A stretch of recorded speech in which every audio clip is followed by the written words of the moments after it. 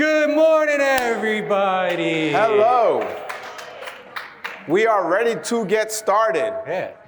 So first things first is I want to ask a question. There's a lot of people here today. Does anybody feel like the market's competitive? Has anyone written an offer here in the last 30 days and it not get accepted? Nobody. All right, nobody? So we understand how competitive the market is now. One thing I always like to say about markets is there's only one constant: things change. I've been in the business since 2005. I've seen seller markets, I've seen buyer markets. I remember sitting around a table with agents saying, I don't want sellers right now, I only want buyers. Right? Could imagine that, let me repeat that. I don't want any sellers right now, I only want buyers, because it was such a buyer market back in 2009. So the only constant is things are gonna change, but we are in the most hyper-competitive market right now. We always ask, are there more transactions right now or less transactions? This is the interactive part. More transactions or less transactions? More transactions.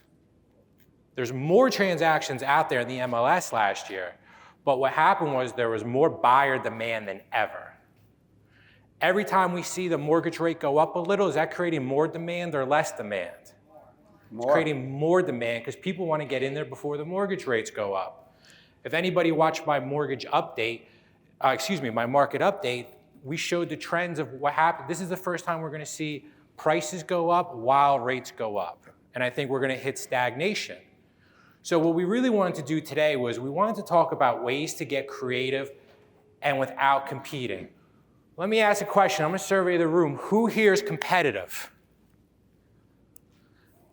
I think all of us are competitive, right? Trick question. We're all competitive. We wouldn't be in this business if we weren't competitive. There wouldn't be so many awards in this business if we all weren't competitive, right? I'm competitive. But I also I have a saying, when everybody goes left, I like to try to figure out how to go right. I'm competitive and I want to win, but I also want to do it with the least resistance and the least path of resistance. So what we're going to do today is we're going to try to unpack some ways that you guys can be competitive, get your deals accepted, while competing in less noise, because there's a lot of noise right now. Has anyone here with their offers in the last couple months heard this term, highest and best? Has anyone heard multiple offers? Right? So what we're going to unpack today, guys, and spoiler alert, there is no gimmick, there is no magic way, magic pill. There's no one thing you can do that's going to allow you to find properties for your clients, your buyers, without competing. It's multiple things, multiple strategies. This is actually one of the fun trainings because I told Carl yesterday, I said, wow, this is one where we're going to say, you might have to implement all of these, right? We're usually telling you guys, pick one thing and try to focus and implement that before you try something else. Well, in this hyper-competitive market, there's no magic pill to generate inventory, but we're going to help you guys figure out how to do that for your clients and be in a less competitive environment.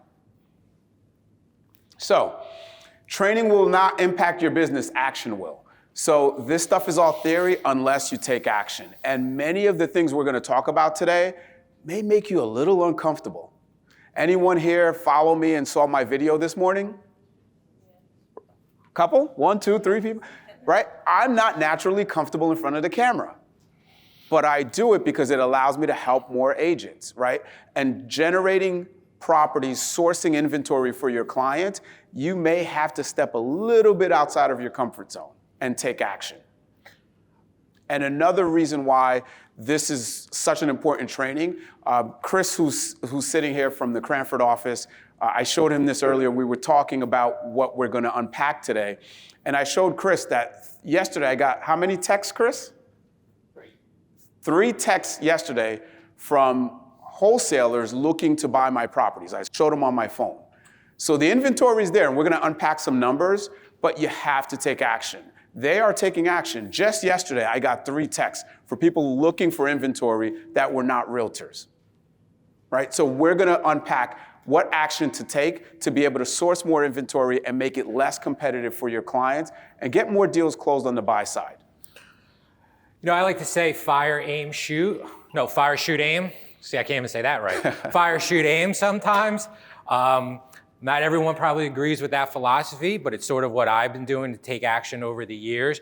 Because listen, you're gonna make mistakes, but what I always hate seeing is people get stuck getting ready to get ready. Has anyone ever felt like they've been stuck getting ready to get ready? I know I have, right? You're trying to do the perfect mailer. You're trying to do something so perfect. You're getting ready to do it. Tomorrow I'm gonna do it. Tomorrow I'm gonna make the call. Tomorrow I'm gonna send the mailer, that you get lost getting ready to get ready, right? So we're gonna talk about fire, shoot, then aim, so you can skip the getting ready to get ready part. Carl, is there inventory in this market? I have an inventory. Is there an inventory problem? I mean, I just talked to a realtor who said they have about 3 or 4 listings coming on the market from a mailer, so I think it's a listing inventory issue if you don't have the listings. I think you're right. And that's what our CEO, Nick Bailey, said. If there's an inventory problem, it's because you don't have the inventory. So we're gonna unpack here how to get the inventory for your clients. So let's look at a snapshot of today's market. If anyone agrees, you guys can interact here. Let's start with not enough inventory to show. You get a buyer lead, they wanna see something, 3 beds, 2 baths, whatever town, and you go in the MLS and there's what? Nothing, exactly. Well, can't get an appointment, right? You have anyone ever look in showing time? I was walking through the office and an agent like threw their hands up and I said, what's wrong? Showed me showing time and you just see these little black boxes that the whole thing is just like, nothing's available. And I'm like, what's that? And they're like, no appointments. Anyone here have that challenge? Yep. Right? Mile long lines. You get to a showing and you're like, it's like you walk into the bakery and it's like, take a number. Right? So that's snapshots of today's market. And our favorite, multiple offers, right? And getting outbid. Well, some of the strategies we're gonna unpack will help with that. But everyone agree that's the market we're in today? All right. So, I don't know where NAR really surveyed, but I'm joking, it's really the country. But they're saying in 2022, there's about almost 4 offers on every property. I think in our market, maybe because we're densely populated outside of New York and the Philadelphia metro, it's more than that. Anyone want to tell me what they think the number is? 10. I think there's a consensus we're in double digits, right? But the national survey shows that the number's doubled from 2018 to now. Actually, let's say 2019, 2020, it's doubled. So that's how competitive this market is.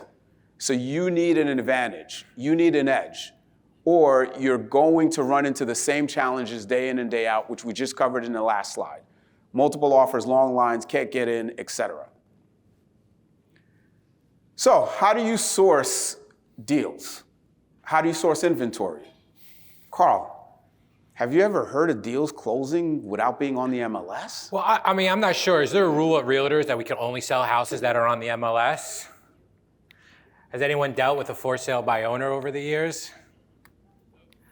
Right, so a lot of this is having to create the inventory. Correct. Has anyone here recently sold something that wasn't listed? Show of hands. 1, 2, oh, well, there we go. Right, so it's creating the inventory. And that's what you need to do for your buyers. So what are some of the strategies? Door knocking, cold calling, mailers. I got really excited yesterday. I'm not gonna go too much into this, but one of our agents did a mailer campaign and got 10 calls on Saturday. Right? The inventory is there. If you're proactive in reaching out, asking for the business and creating the inventory, it's there. So I want to survey, because I was in a class yesterday where we talked about this. Do you think there's more for sale by owners or less right now? What do you guys think the percentage of people who used an agent was last year? Let's do this. Raise your hands if you think it was less or more than 80% that used an agent. More than 80% used an agent. Right? Who thinks it was more or less 90%? Raise your hand. Over 90% people last year sold their house with an agent. Do you guys know what the biggest factor was that people are still using agents? Trust. the trust of an agent to guide them through the process. Over the last 10 years, all we've heard about is technology companies going to come in, disrupt the industry, put the agent out of business, right? They're going to sell you products for $49.99 a month that's going to drive you to bankruptcy for seller leads and all the other stuff that's out there. But I think what we're seeing now is in such a tight market and most competitive market is people are still using agents. So I think it's really good for our industry to show that the value of the agent is still there. But in your marketing, you need to be demonstrating how you can guide people through the process, how you can build that trust. That is more important now than ever. But I just thought that was interesting because if you had asked me if there was more, if FSBOs represented more than 10% of the market, I would have said yes. Has anyone ever heard about iBuying? I know you've all heard me talk about iBuying a lot, right? Yep. What do you think iBuying represented as the market last year? Less or more than 5%? Less. It represented 1% of the market. We are talking about companies spending billions and billions and billions and billions of dollars to get less than 1% market share in the industry. If you've seen the stock prices for the Open Door, which was one of the big ones that's ran by one of the founders of Facebook, the stock has plummeted because they are hemorrhaging money. And as the market adjusts and become more of a normal market, it's even going to be tougher for the iBuyers to compete.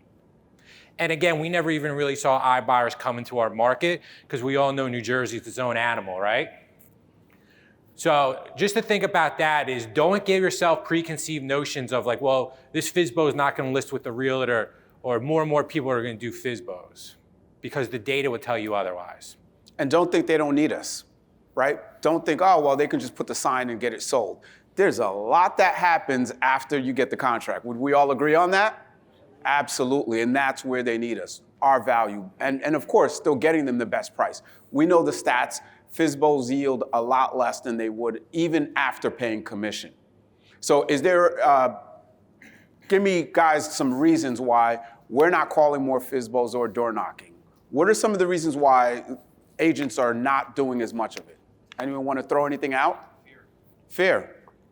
I think in this market, FSBOs are a lot more confident that they don't need an agent because houses are being sold without agents actually having to do anything. So. They're getting contracts, marketing it on their own, right? Those are good reasons. They're mean? Good one. You got me laughing. That's a good one. They are mean because they're confident, right? Who said confident? They're mean because they're confident. But they don't know what they don't know. And there's a whole lot more to getting a transaction closed than getting offers, right? Deals die. I think a couple people in here have seen a deal die every now and then. Deals die, right? But they don't see that. They just see I save on commission or I'm handling it. Here's a good read that helps you understand what they're looking for. Because if you can understand what the seller's needs are or what they want, that will help you be more confident. The book, I don't know if you read this, Carl. I have. Getting Past No. You have? I have not. Not. Okay. Getting Past No. Really good read where it helps you understand what the other side wants.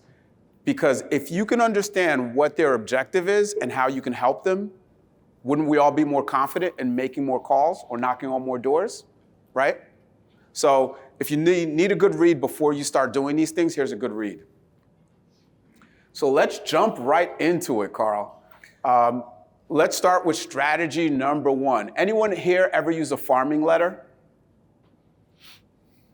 What's the feedback? Every time I send a mail or I get a lead. Works. Anyone here not try it yet? Farming letters work, guys. I know for a while it was kind of out of style. No one was farming. Letters seemed a little bit, old school because everything was technology, as we just talked about the iBuyers, et cetera. But farming is back. I want to say it never really went away.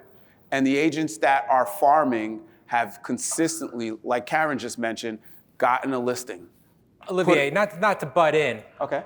I'm a little sick of hearing about farming letters. Right? You go on every YouTube, every guru, they're talking about farming letters. They work. But you know what the real difference is with farming letters? Farming letters work. But what do you do once you get that phone call? How are you following up? What is your system with the farming letter? Do you send one letter and then just say, okay, I got one phone call, that's it? If you're sending a farming letter, what are you doing? You're really concentrating on a certain area. So what is your process once you send the farming letter? Are you then door knocking? Are you then somehow getting the data of their email? You're getting the phone numbers, you're calling. Right? Even let's go back to the objections, the power of saying no. They usually say it takes 7 no's to get a yes. Yep. So what is your process of after you send out the farming letter? If you send out a farming letter, how do you know who's calling off the letter? Do you have a tracking phone number in there? That when somebody's calling, because I guarantee if you sent out farming letters and you had a tracking phone number and they called it right now and you knew it was that farming letter, you would run me over to go pick up the phone call. You know what realtors are really bad at doing? No, picking up your phone. We get bombarded with phone calls. That how many times do you get phone calls from a Seattle? You're worried it's someone trying to sell you something. How many times have you not picked up the phone and you could have and it was a lead and then you can never get back in touch with that lead and you were sick about it? It's happened to me.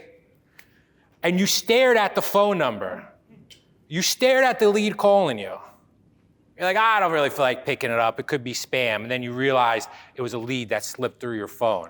I always say you want to increase your business, pick up your phone.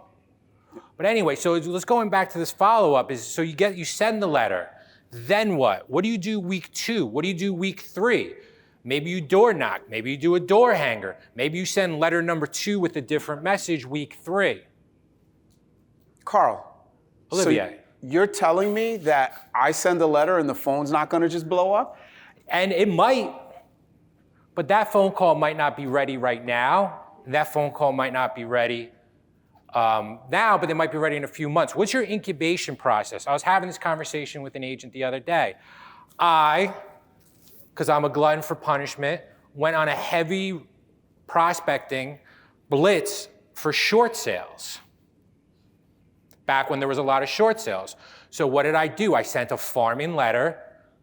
I had a tracking phone number. I had a special URL that would take them to a landing page so I can get the data, because they might not be ready right now, but they might be ready in a few months. But if you're not there in front of them in a few months and they list with someone else, not shame on that prospect, shame on you for not following up and putting them into your funnel. It's marketing 101. Who here has ever filled in a contact form online for a company and then you start getting the emails, the calls, they're selling you, it could be a watch, shoes, whatever it might be, right? We're calling that your top of funnel. Your goal is how do I take somebody from that top of funnel who sparked a little bit of interest into something you sent them and bring them all the way down your funnel to the sale. And to the sale is working with you, right? That is a marketing basic. So when you send out that mailer, think about, okay, great, I sent out the mailer. Step 1. What's step 2? What's step 3? What's step 4? Because the more you do it, I always tell people, don't get attached to the immediate result. Get attached to your process of how you're doing things. Because usually if it's mundane and it's boring and it's a process, it's going to work. It's like going to the gym. I say it all the time. I went to the gym yesterday, I did the elliptical for a half hour, I ate grilled chicken, but I didn't lose 30 pounds. Doesn't mean it doesn't work. But if you get attached to that process, so always think 3 steps ahead. I send out the mailer. What does that mailer say? What is gonna resonate with that person to either call you or go to a website and give them your information for a return of something of value? And then once that happens, what does that process look like? And you can automate some things or whatever else, but the follow-up is where the real difference with the I feel like the farming letter is like the sexy subject right now, right? Farming letter, farming letter, farming letter. What do they call them? The golden letters? I've heard so many different names for them. But the real difference is going to be what you do once they inquire in that letter. Does that make sense to everybody? So think about what you can do once you get that lead and how you can really dominate that area. Exactly. Anyone here at their own house ever get a farming letter or postcard from an agent? Yeah. I save How many? 'em. Everyone, right? How often, though, does that agent follow up? You get to just listed, just sold, one and done. And that's the point of this. It's not just the letter. There's no magic letter. There's no magic pill. There's no perfect design or graphic or postcard or what you're going to say that's going to get people to just react. It's the follow-up. They may not need to sell today, but they may need in 6 months or 2 years. Who here plans to be in the business in 2 years? So you have to follow up to get through that life cycle of when they need to sell. And what's interesting too, because I get them at home, and I never know about the agents. It's just listed or just sold, but no one's introducing and no one's following up. And I noticed the pattern. It's one and done when they list or sell, but no one's really following up and building a relationship and letting me know that they're the local expert and this is who I need to use as a resource when my time comes. So the magic is in the follow-up. And for those of you that need help with a letter, this is a letter that we shared previously in a previous training from Wayne Frederick. If anyone needs it, we'll get it over to you. But in this market, guys, if you have clients, and we're talking about how to get offers accepted and be in a less competitive environment, if you have clients, don't send mixed messages, right? If you need to find inventory for your buyers, if you need to get a deal done, if you need to source inventory when you don't have any, don't make it about, I'm putting a sign in front of your lawn, I'm the best marketer, I'm gonna get you top dollar. If you send the seller two mixed messages, they don't know what's going on. You confuse them. Olivia, can I give it a message? Has anyone gone onto a FSBO appointment? They call the for sale by owner. They said, hey, I have a buyer interested in your area. They say, hey, come over and take a look at the house. Has anyone ever done that? Has anyone ever thought that was a listing appointment? Because I've talked to agents, I have a listing appointment. I said, no, the buyer's letting you see the house to see, the seller's letting you see the house to see if you have any buyers. You're going in there thinking it's a listing appointment. They're going in just to think they're showing you the house. That's why when I do trainings on for sale by owners, I always say you gotta set the right expectation. Correct. Right? I am not coming there to preview your house. I am coming to your house to talk to you about how I can market it and get you top dollar in this market. So like Olivier's saying, it's always setting that right expectation. Correct. Correct. So, strategy number 2, social media.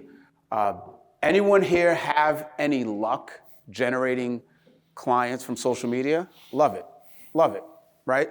Anyone here part of a town Facebook group, East Brunswick, Hamilton, Cranford, and you see the post I have a client looking to move in town, anyone know anything off market? Well, guess what? That stuff works. And a little disclaimer, don't spam these groups. Yeah.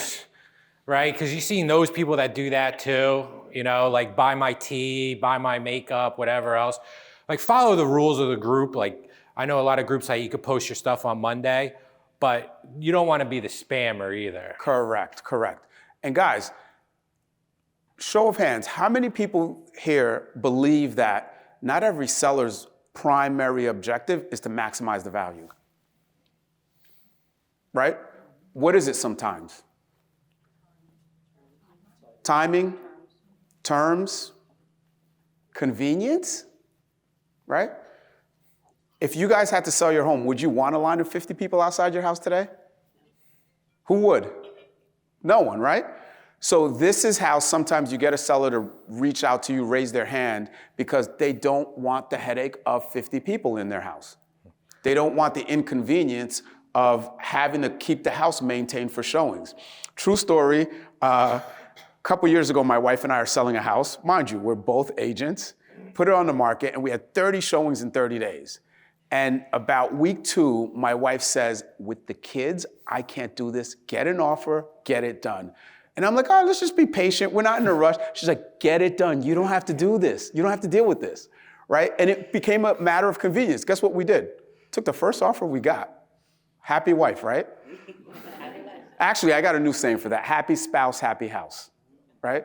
But that's what sellers sometimes look for. They don't want to put it on the market, but they have a desire to sell. Would we say most of our clients are on social media? So this is another means to follow up, to let them know you have a need, and to generate people that need to sell but don't necessarily want the headaches of the long lines, putting it on the market, random people coming in and out. There's multiple reasons why many sellers choose to not list their homes, but yet they need to sell. Well, Olivia, let me ask you, do most agents right now have more than one buyer? I think the consensus would be yes. All right, raise your hand if you're working with a buyer. Keep your hand up if you're marketing your buyer. I'm pretty impressed, a lot of hands up. Good. This market, you need to be marketing your buyers like you market your listings. And social media is one of those ways. You're connected to a lot of people, especially if you have deep roots in a town. I have a buyer looking for XYZ. If you're thinking of selling, send me a direct message. So you have to be marketing. These farming letters, you're marketing your buyers. Everybody right now says they have more buyers than they know what to do with. So you got to market that buyers because now you're not competing on the MLS with everybody else. Hey, Carl, you ever heard of this Facebook Marketplace thing? I heard it, yeah. Yeah. Anyone here ever use that for rentals or something? Rental sales, marketplace? So for sale by owners are online, whether it's Facebook Marketplace, Craigslist, forsalebyowner.com. What if you shopped your buyers to those for sale by owners? Right? If they are already online and you have the buyer, use social media as an avenue because they're marketing it there. Other than putting a sign out, what do you think a for sale by owner is doing? Nothing. Or they're going on social media and posting it, telling their friends, please share this, I'm trying to sell my house. Well, if you see that, or they're putting it on Marketplace, or they're putting it on Craigslist, whoever's still using that, right? That's where you can shop your buyers to. So there's huge opportunity through social media. Now, this is one of my favorites, Carl. Do you know why? Why? Because I like to go after the old expireds and old withdrawns. And there's a reason why. So many agents focus on, this just came off the market yesterday. Hot sheet, hot sheet, hot sheet, which is great, right? But someone that listed their home in 2018, 2019, can we say it was a different market back then? Everyone agree? Yep. Hello? Yeah, great. Right? Different market. Were there homes that were expiring because they were overpriced? Were there homes that couldn't sell because wasn't a demand for it? Absolutely. Then what happened? The last 2 years, market shifts. We're in a pandemic. People froze. For a couple months, nothing happened. And everyone said, I'm going to sit the sideline because I don't want to deal with this. The lines of 50 people wearing masks, X, Y, and Z. But guess what? There was a motivation to list and sell their house. People don't list for fun. Does anyone here want strangers in and out of their house for fun? No, right? So if there was a motivation and they did not put it on the market, guess what that's called? Starts with no. There you go, bingo, opportunity. Opportunity, guys. And even 2020, up until 2020, 2018, 2019, 2020, guess what you're calling with? Great news. Market's up. Think about it, 2018, 2019. Anyone want to throw out a percentage of how much they think the market's up from older expireds or withdrawns from then? 22%, right? So imagine you're calling with great news that market's up, I can sell your home now, and guess what? You don't have to sit on the market again. I have a client for you. But you have to figure out what's their motivation. Are they still looking to sell? Where do they want to go? Then you have to solve that problem, because if you can't help them move, they're not going anywhere. But again, sellers don't put their home up for fun just to have random strangers walking through every Sunday, right? They're not doing that. There is a motivation and need to sell, and that's something we can tap into. And one thing there is, anyone spoken to a seller, like Olivier was saying, who says, I would like to sell my house, but I don't know where to go? Do you have any marketing material that you can show that seller what makes you different from other agents to help them find their new house? Are you guys following me on the path? So if I'm sitting there as a seller and I said, I'm concerned about where I'm gonna go, and I talk to 3 agents, and one of the 3 agents gives me printed material saying, this is what I do to help my sellers find a new property. This is how I'll market you to find your new property. It's gonna make me stand out from the other agents. I see some blank stares. Does everyone know what I'm talking about with this? Think about it. You should have a plan written on your steps you take to help that seller find their next house. And listen, they might find it on the MLS like everything else, but at least have a plan that you can demonstrate to them to take that concern away. Because what happens is when you list the house, most of the time they're gonna find something else. But you have to come over that barrier and that objection. So having a written plan of what you can do to help them find their next house will help you cross that hurdle with some sellers. Anyone here have a seller or recently went on a listing appointment where the seller says, you know what, the numbers are great, but where am I going? Right. That's what we're talking about. That's what we're talking about. If you don't solve that problem, they're not going anywhere, right? So you have to be 2 steps ahead of it. And again, these withdrawals and expireds for the last 3 years, it's a little bit of work. I don't know which MLS is easier with this, but some MLSs make it easy where you can look at the historical listing archive, and you could see if it came back on the market. But you just go through them in your town, your county, whatever you want, and you will find homes that did not come back on the market. I actually did this with an agent 2 weeks ago, and we did see that a lot of homes are coming back on the market. Missed opportunities, but there are still many that have not relisted for multiple reasons. Off-market properties. Anyone here close anything off-market from a wholesaler? No? Anyone here ever get emails, off-market deal, need some work? Show of hands, right? They are sourcing their properties the same strategies we are using and talking about today. But there's a big amount of inventory, and it's growing year over year, that the wholesalers are getting. So love them or hate them, why not play with them if they have the inventory that your buyers are looking for? And I've heard it, oh, they're all distressed properties. That is not the case. Oh, they're not in the suburbs. That is not the case. Has anyone here gotten mail that says, we'll buy your home cash? Right? That is where they're sourcing their properties. And you know what they're doing with those properties? Reselling them. They're assigning them. Their goal is not to keep them forever. Their goal is to find a buyer that can buy the properties. What is that for you guys? That's inventory. So it's another means to figure out how to generate inventory for your clients. How do you get to the wholesalers? Facebook investment groups. When you get those emails, sign up for their newsletters in their email list. Full disclosure, I've bought several properties from wholesalers during this pandemic when there was no inventory. So it works. Speaking from experience, I get the emails daily with deals. I get mailers at home saying, we want to buy your house. But that's another means. And it's not all distressed properties. It's not all in commercial areas. They're suburbs. Just as you guys are getting these mailers, people respond and they get inventory.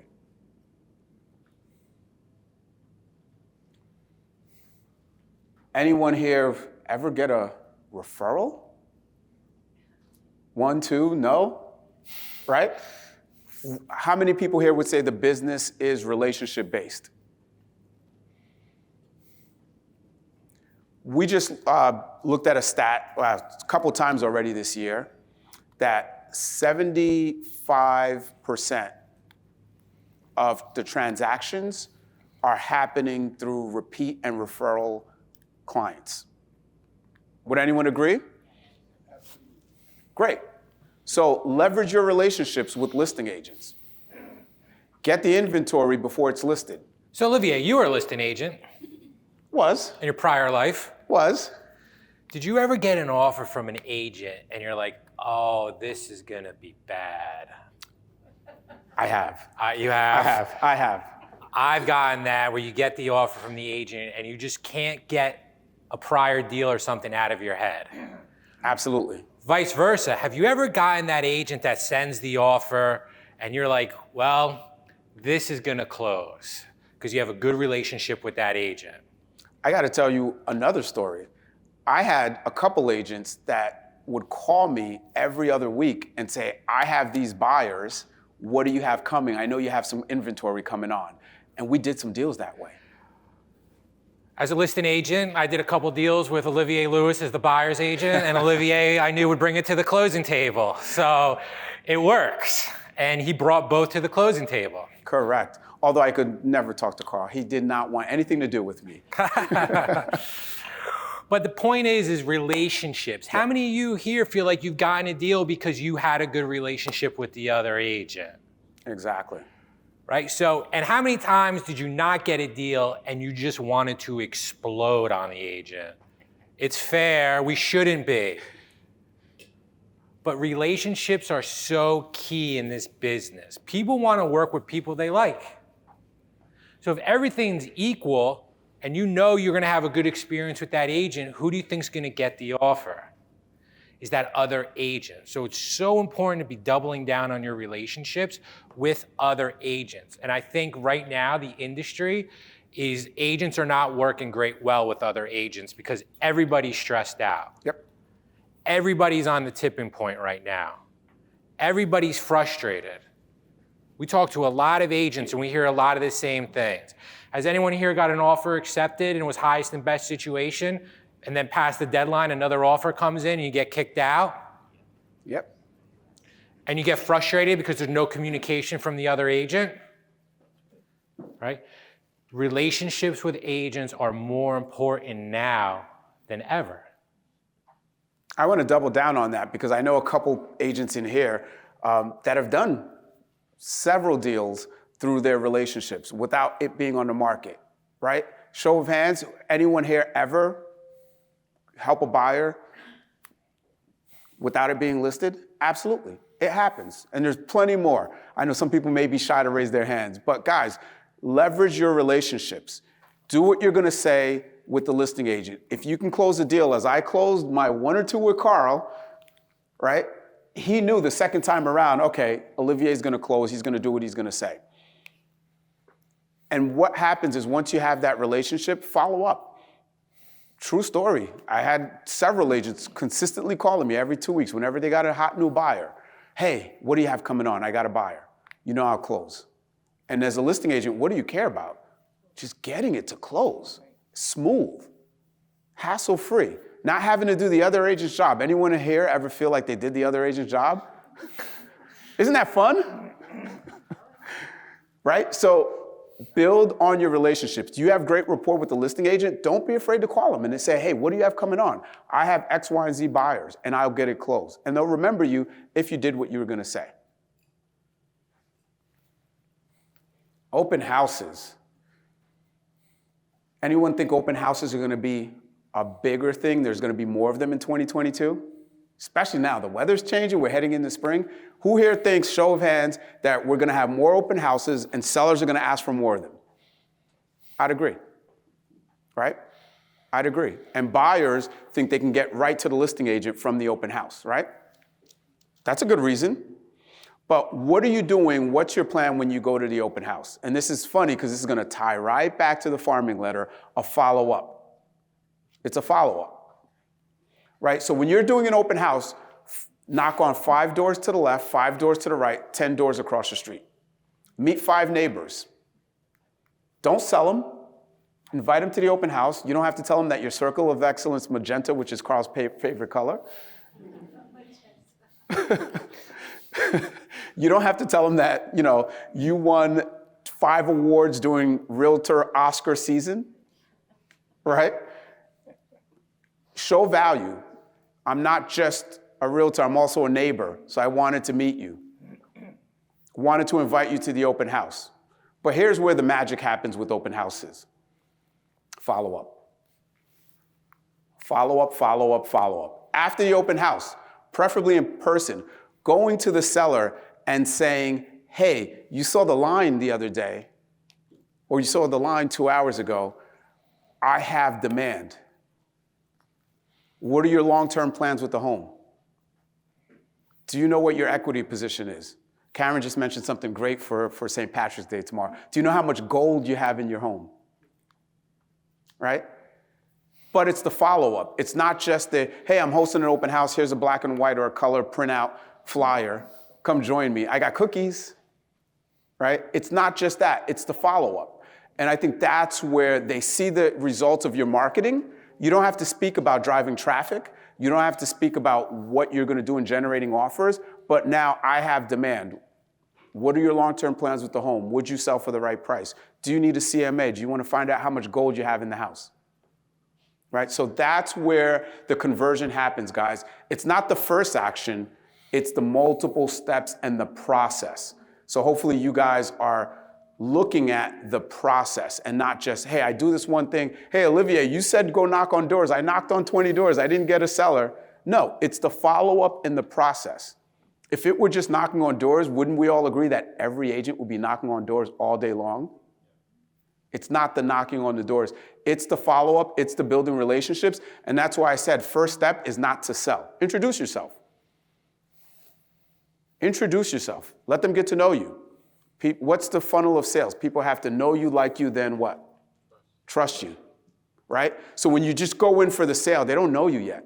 They may not even like you yet. You're ringing their doorbell, interrupting them while they're watching TV, right? But let them get to know you, like you, then they will trust you. So let's talk about upgrading your old buyers. I did this as an agent. It was actually fun and exciting. Anyone here ever have a buyer and you know it's not their forever house? Dan is shaking his head, right? It's not their forever house and they're like, you know what? We need to move, but if you find that one, let me know. Anyone else besides Dan? Yeah? Good. Olivier, I think that happened with you. That did. You were dealing with a dominant, professional, incredible listing agent named Carl Sanfilippo. And you sold him a house in Roselle. Yep. I think this was in the REO day, 60,000, 90,000? It was under 100. Under 100? It was under 100, definitely under 100. You know, it was a seamless, easy process. The listing agent handled everything, as usual. You know those deals where you feel like you did everything? Anyway, so they closed. What eventually happened to that buyer who probably should have reached out to the listing agent that did everything? But what eventually happened to that buyer? So I kept an eye open because kids started to grow and they wanted to change school systems. Also, they were in medical school at the time when they bought Carl's listing, but I kept in touch, follow-up guys, and they became physicians. They both became physicians. They were both in medical school. And I kept in touch, and I one day found another REO in Mendham. So I moved them from Roselle to Mendham. It was my biggest upgrade. And I told them that. I was like, guys, this is like fun. Like I'm taking you from a 60,000 to like I think it was high sevens, right? But I kept my eye, and I literally showed them one home. Literally one home. I knew what they were looking for. We kept in touch. I followed up. Guys, keep your eye on the prize. It didn't happen in this particular case, but if I had another buyer looking for their home, I could have just easily sourced the inventory. I did put it on the market, sold their home with no problem.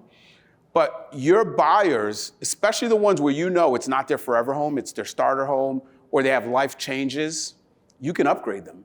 And through upgrading them, you can source inventory for other buyers, especially when they don't want to go on the market, right? A lot of people just don't want to go on the market. So if you can keep your eye, if you can follow up, pay attention to life changes and listen to what their needs are. Pay attention when they're telling you what they're really looking for. Understand if they're settling because we're in a competitive market and there's not enough inventory, and you can upgrade them, but through upgrading them, now you have inventory. And a lot of times they'll just say, listen, I'll buy that house, but I need it contingent. I don't want to deal with all this headache, and you can source inventory that way. Would anyone kind of agree some of these strategies work? What do you think, Carl? I think a lot of them do. Right? But they only work if you guys do the work. And this is what I said before at the beginning. It's not one of these. We're in a super competitive market. You might have to implement many of these strategies, right? As Carl asked before, how many people have more than one buyer? It's not going to be the one thing. It's not going to be that one door knock. It's not going to be that one farming letter. It's not going to be just your social media post. It's a combination of things that you need to do. But as an industry, guys, we all need to be more outbound. Right. And to piggyback off of that, a lot of this goes to your mindset. I heard a realtor the other day get a phone call from a new buyer, and the realtor sounded depressed.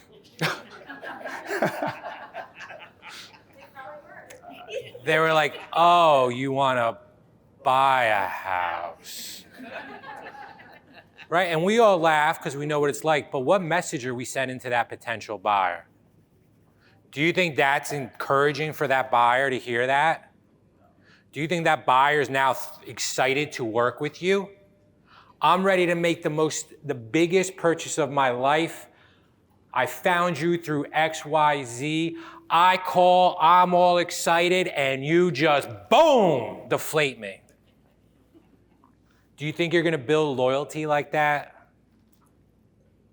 No, you're not going to build loyalty like that. You need to stay excited. You need to encourage them. We're going to find a house. Yes, buyer, I know it's so competitive. I know our offer didn't get accepted, but I am here to find you that house and give you the experience that you deserve. Keep the consumer in mind. I talk about it all the time. I've listened to thousands of Zillow calls for teams and agents that I've coached. And I can't tell you how many times I've heard a call get picked up and the agent goes, hello? Well, this is encouraging. Hi, how are you? Right? What about, hi, this is Carl from Remax. Do you guys want to be the Four Seasons or do you want to be the Howard Johnson of the industry? Right? People don't remember how much they pay, they remember the experience. So you just got to, if you're going to do anything and take one thing out of this, is how do you keep providing that first-class, amazing experience for your clients? Because the more you do that, the more you're going to win. And you know what happens too? Buyer loses one offer, two offers, three offers. Who do they blame? Anyone? The agent. Sometimes they do, right? You're the bearer of bad news time after time after time. Why can't you do something? Get me an offer accepted. And that's why we have to step out of our comfort zones and be more proactive to shop your buyers and look to get the inventory.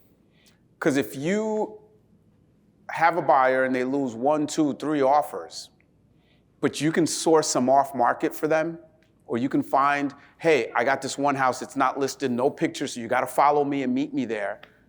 Do you think that buyer's going somewhere else? Do you think they're gonna blame you? That's a solution to retain buyers, right?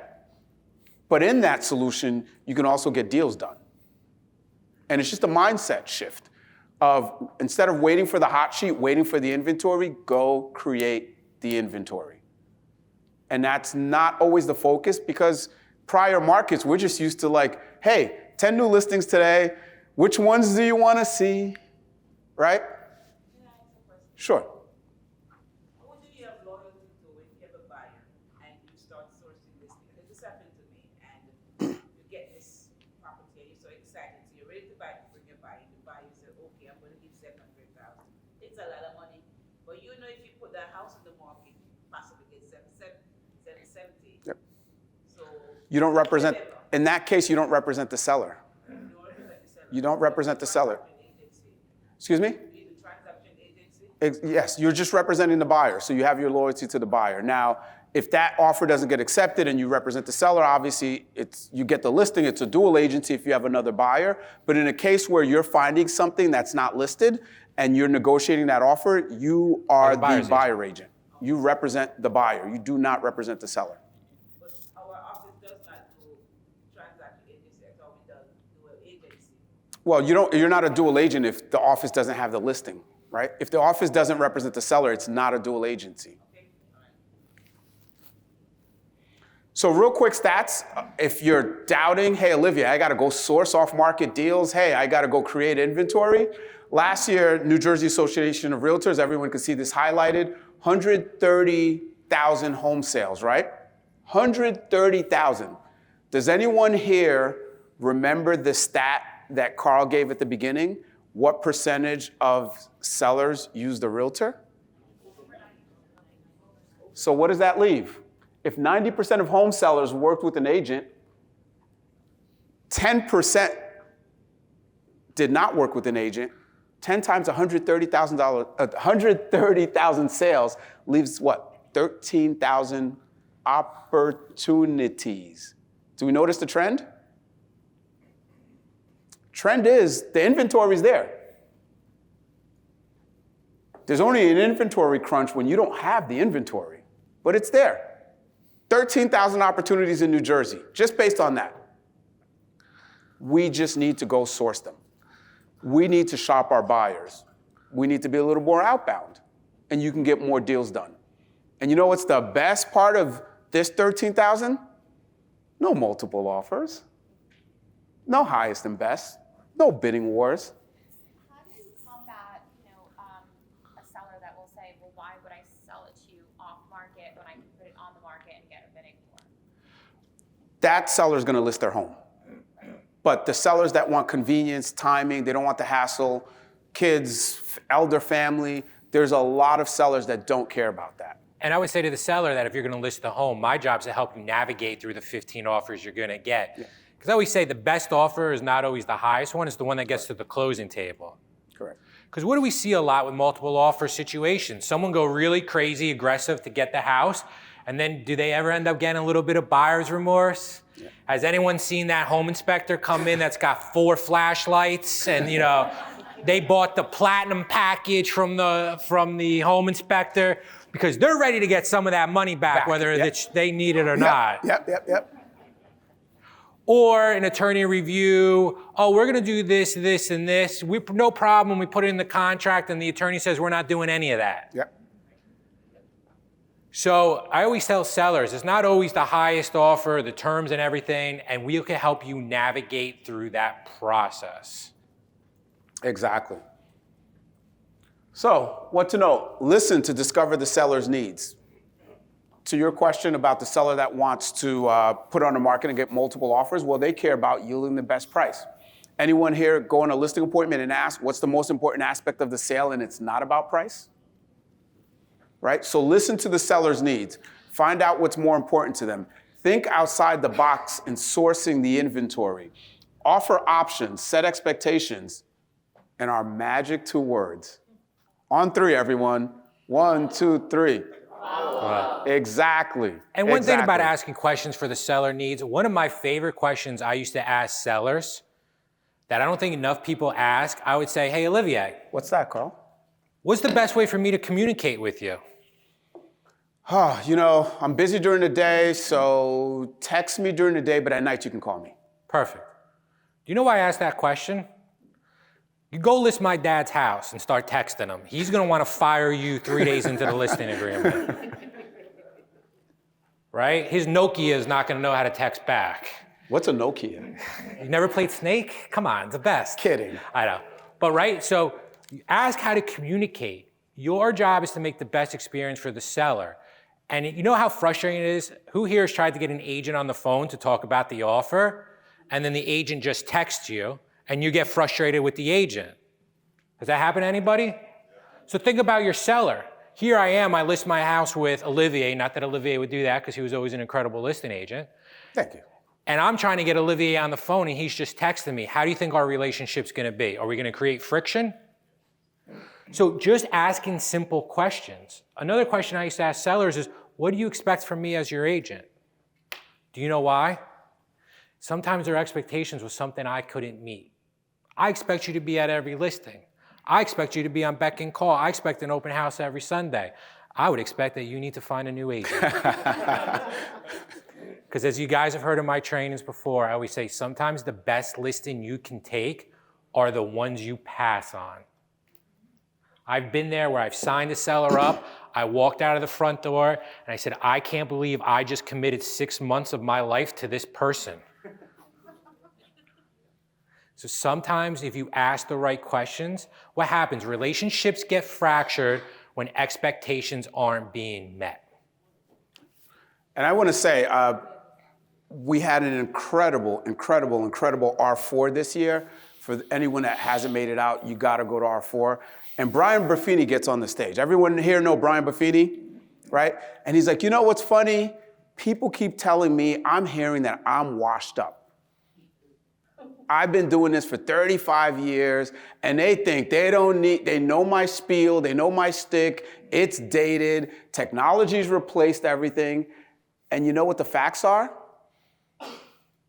75 to 80% of all transactions last year happened through referral and repeat business. Don't overcomplicate it, guys. This stuff works. We look for the shiny objects sometimes. We look for a faster way to do it, more efficient way. Efficient isn't always effective. You have to make connections. You have to reach people. You have to listen. You have to follow up. And all of this stuff works. You can do a lot more deals implementing these strategies and just sticking to the relationships and the people business. So, you need the 3 C's. Carl, this is your this is actually yours, so I'll let you cover this. Right, in this business, it comes down to 3 simple things. I call it the 3 C's because my name is Carl, so it's just that easy, right? The first one, you need clarity. What do you want in this business? What are your goals? When you have clarity and you know what you want, it makes your day a lot easier. What happens is, what gets real tough is when you start going in a lot of different directions. I talk to a lot of agents. Some of you probably heard me say this, right? Especially they join our organization, they're so excited, they want to do this, they want to do that. I always say, if you go in 17 different directions, do you know what direction you're going to go in? You're going to go down. You need to have clarity. I always say you want to go deep, not wide. You want to master things. When I wrestled, I was okay at 10 moves. I was an okay wrestler. I had friends who dominated 2 moves that you could not stop. They were all Americans. They were full scholarship. One made it all the way to the Olympic trials.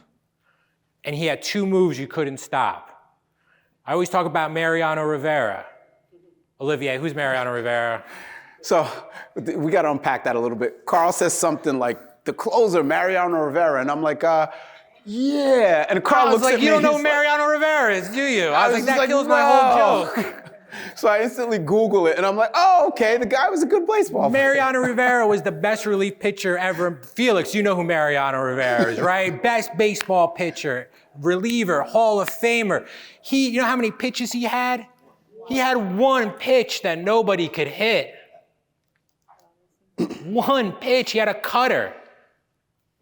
You don't need to be okay at 10 things. You need to master 2 things. And one thing with clarity, guys, to my point earlier, if you're farming, if you're door knocking, if you're meeting people from open houses, don't give mixed messages.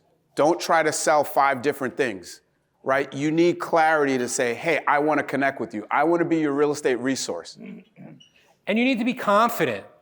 If you walk into a seller's house in this market and you're not confident about your listing presentation, you're not confident about your marketing, you're not confident about your process, they are going to see right through you. Period. And you need to be more confident than the FISBOs, right? Right. You need to be confident about what you're doing. And I get it. I remember my first listing appointment, I was not confident. And everybody could tell, right? But you know what? You got to get on, you got to improve. So I always say too, is you should be role-playing your listing presentation, because you're either going to be role-playing with somebody you know, or you're going to be role-playing with the actual seller. And it's a lot more awkward role-playing with the actual seller. You got a lot more to lose as well. Sorry, Mr. Mogerman, that was a bad, but it was my first one. Kid I wrestled with, it was his father, and I was terrible. I wouldn't list with me. He's like, I'm going with somebody else. I'm like, I don't blame you. And you know what happens too when you get more confident with your listing presentation? This one I just stress so much. You suddenly become more confident in your listing prospecting. This is the truth. If you're not 100% confident in your listing presentation, and I like to use the word listing process, are you giving everybody the same experience every time you go in to list their house? If you're not confident with that, you're not going to be confident getting the listing appointment. Because what happens is if you get the listing appointment, you're not confident in your listing presentation, you're like, oh shoot, I gotta go there now and pitch them. I'm just not gonna prospect for listings, but I'm gonna tell people I want listings because that's what's cool on social media. So the more confident you're at your listing process, the more listings you're gonna get. And third is you need consistency. Yep. Bottom line, if you're gonna do anything in this business, you gotta be consistent at it. It's not fun, right? You don't see consistency on social media. Like, hey, look at me, I'm being consistent. Like, you don't. But it's what separates people in this business, is being consistent, being confident, having clarity on what you want to do, and being consistent can be very boring. It can be extremely boring. But being able to get through that is what's going to separate people in this business. And the ones who are the most consistent now are the ones who are going to win. Absolutely. Absolutely. So the game plan, you may have to implement multiple of these strategies to find your buyer of properties. One alone will not work. But guys, we promise you, if you do the work, it will work. Thank you all. Appreciate it. Let us know if you have any questions.